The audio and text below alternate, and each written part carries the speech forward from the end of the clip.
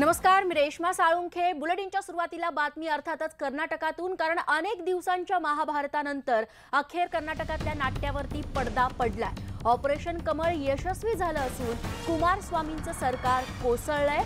99 विरुद्ध 105 मतांनी भाजपनं कर्नाटक विधानसभेवरती आपला झेंडा फडकवलाय। काँग्रेसचे बंडखोर 16 आमदार यांनी बंडखोरी केली होती, ते अजूनही मुंबईत आहेत आणि त्याच पार्श्वभूमीवर जवळपास 4 दिवस विश्वासदर्शक ठराव कशा पद्धतीने पुढे ढकलला जाईल याचा प्रयत्न काँग्रेस आणि जेडीएसने केलेला होता। अखेर त्यांना विश्वासदर्शक ठरावाला सामोरं जावं लागलं आणि कुमारस्वामी सरकारनं हा बहुमताचा आकडा पार करू शकले नाहीत। 99 आमदार त्यांचे मोजले गेले, तर भाजपनं बहुमताचा आकडा पार केलाय 105 इतका। त्यामुळे कर्नाटकात ऑपरेशन कमळ यशस्वी झालंय असं म्हणायला हवं।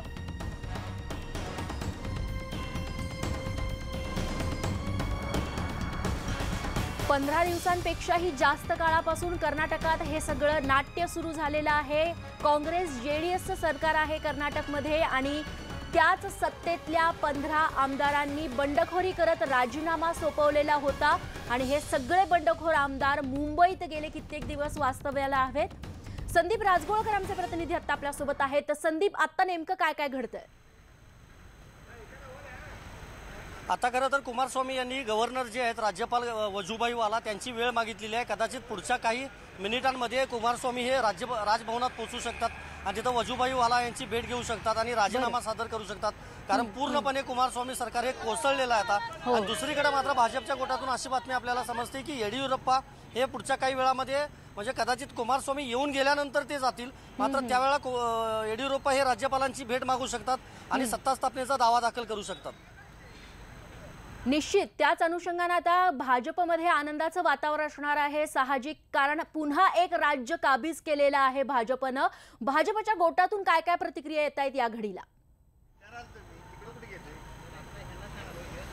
प्रतिक्रिया म्हटलं तर खरं तर गोवा आणि मणिपूरमध्ये ज्याप्रमाणे भाजपनं सत्ता खेचून आणली त्याप्रमाणे कदाचित कर्नाटकमधली सत्ता खेचून आणता येईल असं त्यांना कदाचित विश्वास होता, म्हणूनच ऑपरेशन कमळ हे लॉन्च करण्यात आलं होतं येडियुरप्पा यांच्या नेतृत्वाखाली।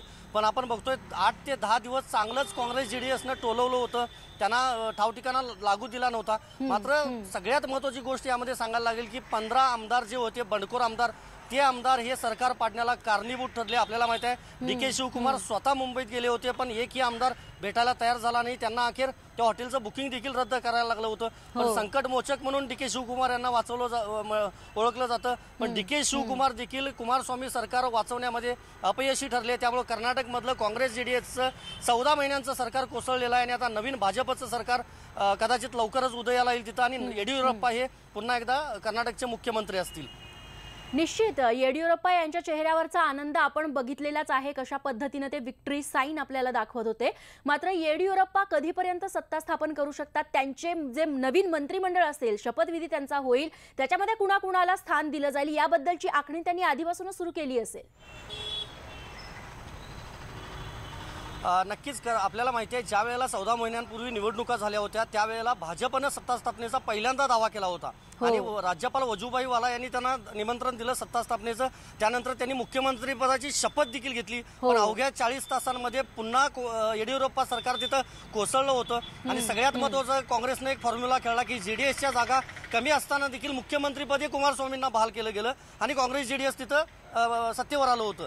आता महत्त्वाची गोष्ट अशी आहे की मॅजिक फिगर टोटली गाठलेली आहे भाजपनं, त्यामुळे ते सत्ता स्थापनेचा दावा करणार आणि त्यांना नक्कीच वजुभाई वाला राज्यपाल सत्ता स्थापनेचं निमंत्रण देखील देतील। त्यामुळे पुढच्या 48 तासांमध्ये सगळ्यात महत्त्वाची गोष्ट सांगतो की रिसॉर्ट पॉलिसी मोठ्या प्रमाणामध्ये अवलंबली जाते। ज्या पद्धतीनं 15 आमदार भाजपनं फोडले ऑपरेशन लोटसद्वारे, तसं उद्या परत काँग्रेस जेडीएस भाजपमधले आमदार फोडू शकतं आणि ही म्हणजे या अशा पद्धतीचे कुठलंही होऊ नये म्हणून भाजप काळजी घेऊ शकतं। त्यामुळे कदाचित पुढच्या 48 तासांमध्ये सत्ता स्थापन होऊन मुख्यमंत्री म्हणून येडियुरप्पा असतील आणि त्याच्यासोबत कदाचित काही मंत्रिपदाची शपथ देखील घेऊ शकतील भाजपचे जे आमदार आहेत ते।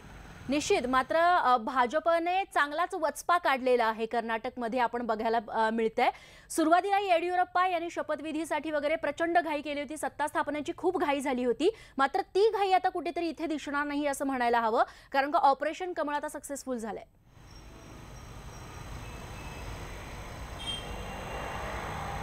प्रश्न पुन्हा एकदा विचारा.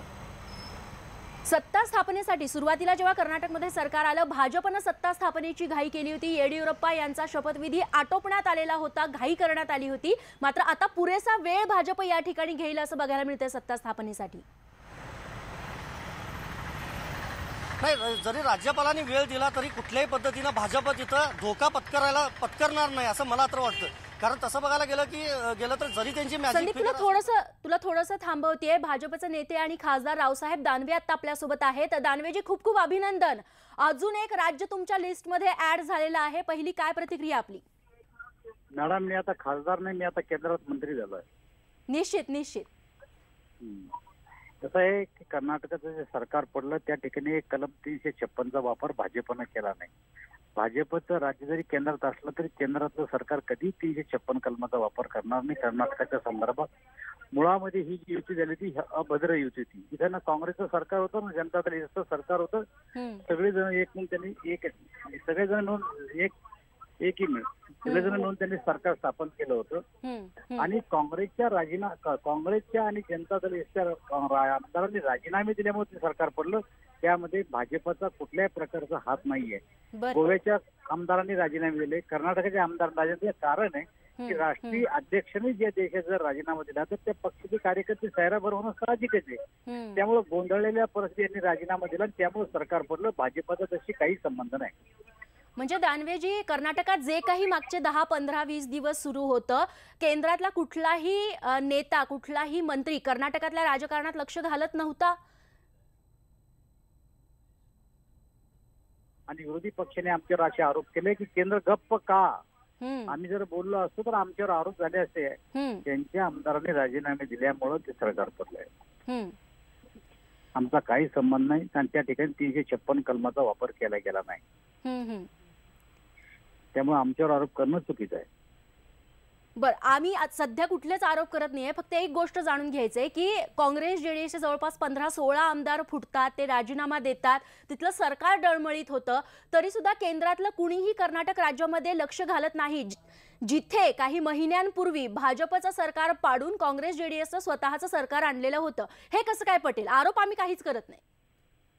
आरोप करणं हे चुकीचं आहे. आम्ही लक्ष घातलं नाही. त्यांच्या आमदारांनी राजीनामे दिल्यामुळं त्या ठिकाणचं सरकार पडलं ही गोष्ट जगाला माहिती आहे. आम्हाला काय, जगाला माहिती आहे. आम्ही जर का कलम 356चा वापर केला असता आणि सरकार जर का तिथलं बरखास्त केला असतं तर तो आरोप आमच्यावर झाला असता. आमच्या केंद्रातल्या ना नेत्यांना किंवा कोण्या कार्यकर्त्यांना कुठल्याही प्रकारचा हस्तक्षेप कर्नाटकामध्ये केलेला नाही. बरं, मात्र दानवेजी, जे 15-16 आमदार आहेत काँग्रेस जेडीएसचे, ज्यांनी बंडखोरी केलेली आहे, भविष्यात जर त्यांना भाजपत यायचं असेल, तशी त्यांनी विनंती केली तर त्यांच्यासाठी दरवाजे खुले असतील का भाजपचे? त्याचा विचार केला जाईल. आजचा विचार काही नाही. निश्चित. दानवेजी, खूप खूप धन्यवाद. तुम्ही ही प्रतिक्रिया न्यूज 18 लोकमतला दिली त्याबद्दल. संदीप राजगोळकर आमचे प्रतिनिधी आपल्यासोबत पुन्हा एकदा जोडला गेलेले आहेत. संदीप, दानवेंची पूर्ण प्रतिक्रिया तू ऐकलीस. कशा पद्धतीनं भाजपचा या संपूर्ण घडामोडींकडे केंद्रातून कुठेही हस्तक्षेप नव्हता, कशा पद्धतीनं काँग्रेस जेडीएसने हे स्वतःहून करून घेतलेलं आहे. अनेक दावे प्रतिदावे केले जातात, अनेक आरोप केले जातात, मात्र भाजप अजूनही या सगळ्या प्रकरणातून स्वतःचे हात झटकण्याचा प्रयत्न करते.